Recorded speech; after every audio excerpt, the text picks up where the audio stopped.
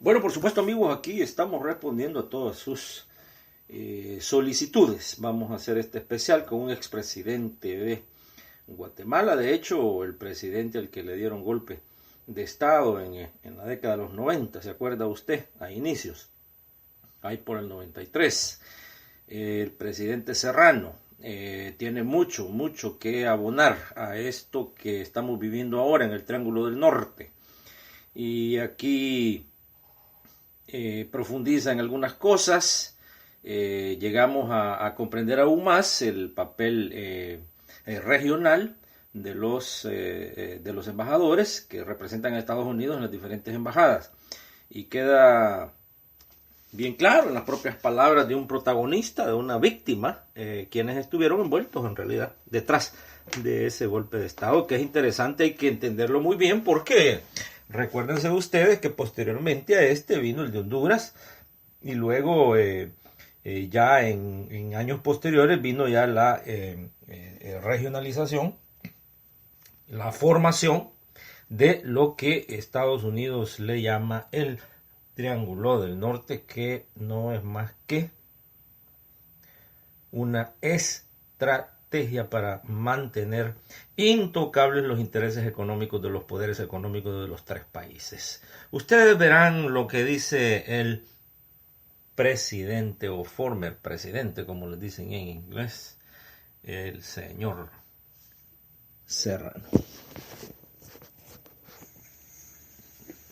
Estimados amigos, como siempre para mí es un gusto estar compartiendo con ustedes.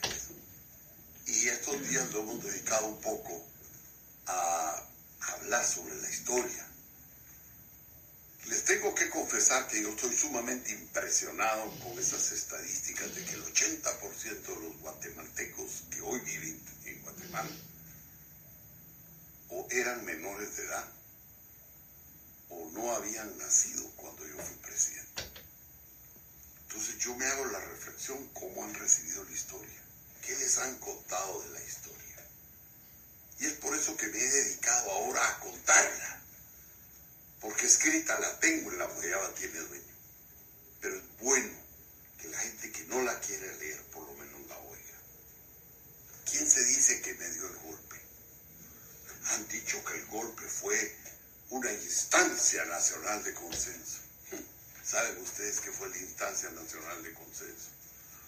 Un grupo de líderes sindicales de buena fe, cooperativistas de buena fe, que aquí están en esta foto algunos de ellos. Incautamente fueron llamados, se les cantaron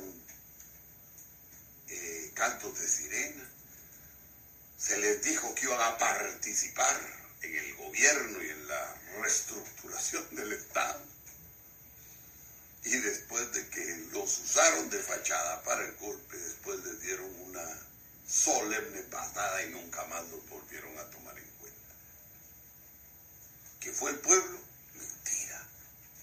El pueblo de Guatemala, 82% del pueblo de Guatemala en las encuestas estaba totalmente de acuerdo con lo que yo había hecho, de haber eliminado el Congreso y de haber sustituido la Corte. Porque aunque no era la corrupción de hoy, ya era una corrupción como lo hemos definido y lo hemos contado en otras ocasiones, inaceptable. La sociedad civil fue manipulada de esa manera como les he dicho. El golpe realmente lo cojaron dos individuos con el respaldo de dos cúpulas. Uno, Dionisio Gutiérrez, que llevaba la voz cantante dentro de algunos empresarios que son responsables de lo que en el país ha pasado y se han beneficiado también grandemente de todos los negocios que los gobiernos que vinieron detrás de mí les permitieron hacer. Y una cúpula militar que su ambición o su torpeza los llevó a entregarse de tal forma que acabaron con la dignidad del ejército. Un día le dije yo en una entrevista que tuvimos, un pleito que tuvimos con Pérez Molina por radio, que muchos de los guatemaltecos se recordarán, le dije a Pérez Molina, que es otro de los autores del golpe, usted es el responsable, le dije, que no pudiéramos seguir adelante con lo que se estaba haciendo, preparando un ejército para la paz. Usted convirtió el ejército en una pelota al que ahora cualquiera puede patear. Y eso es la responsabilidad histórica de todos estos oficiales, que en una u otra forma se prestaron a traicionar a su jefe, a su comandante general, y después fueron eliminados. Antes de un mes, estos ya no estaban en posición de mando, pero habían dejado la estructura en manos de lo más corrupto de la institución armada.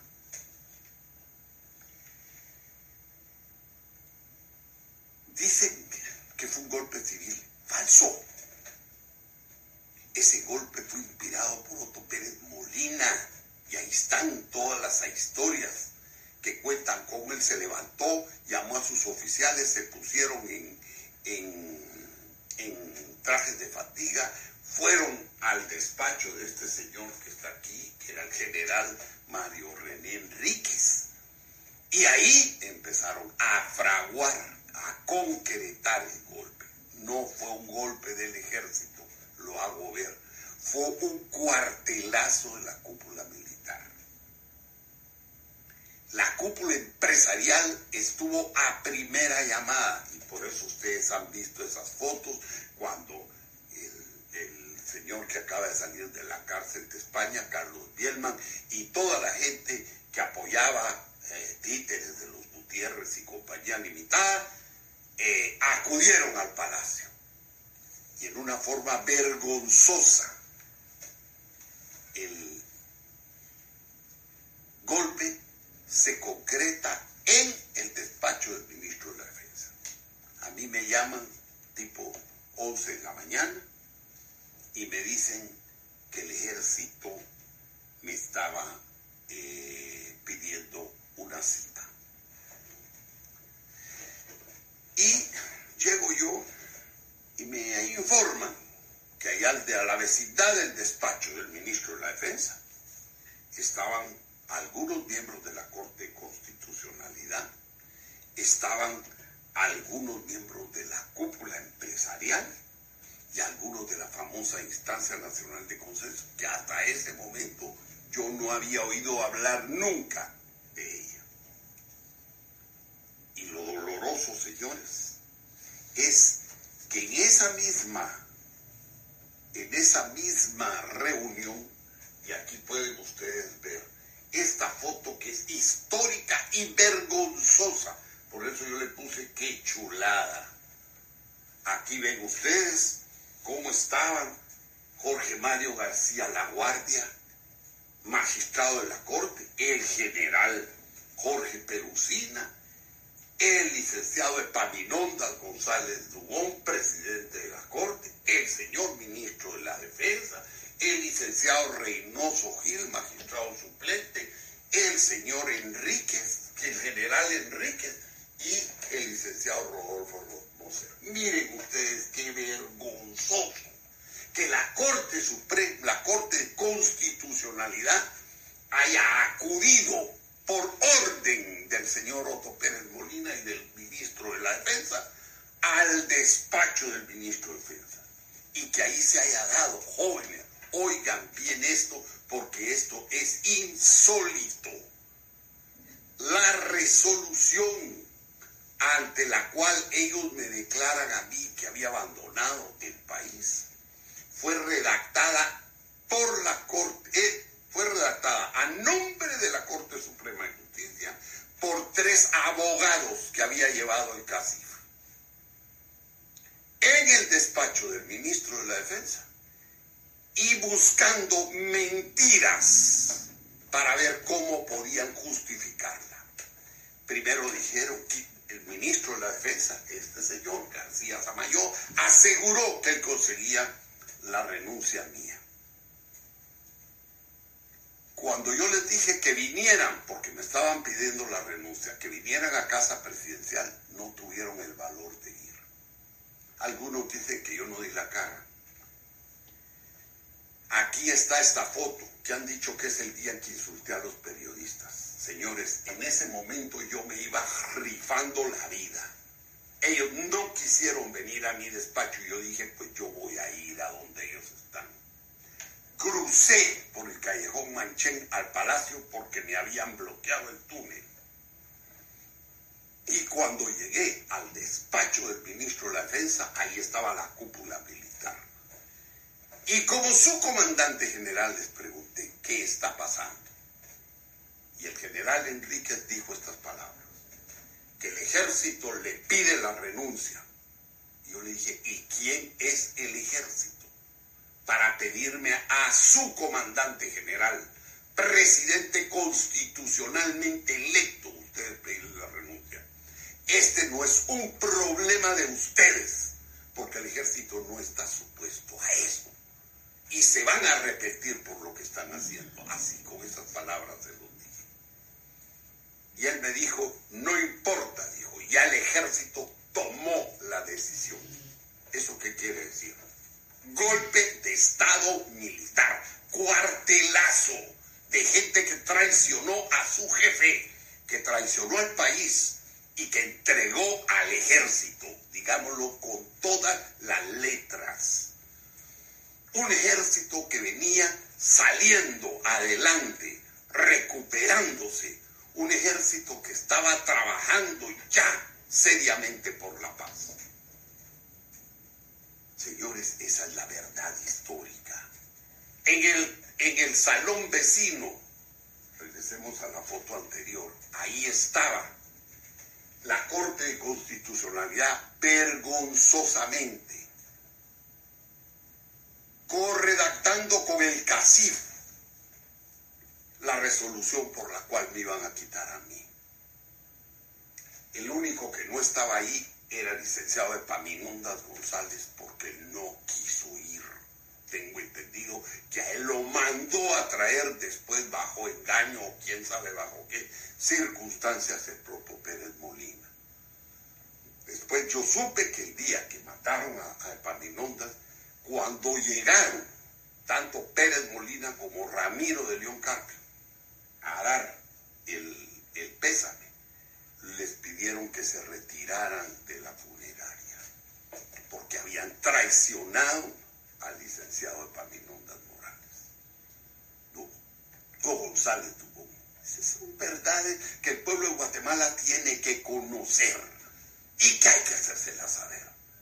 No hay por qué estarlas tapando. Yo las escribí, pero ahora quiero, jóvenes, que ustedes lo conozcan de primera mano. Para que ustedes sepan, Ramiro de León Carpio, que después fue presidente nombrado por ellos mismos, dijo que lo que había sucedido ese día era un horror jurídico. Está publicado en la revista Crónica por el señor Haroldo Chetemún. Señores, ese fue un horror jurídico.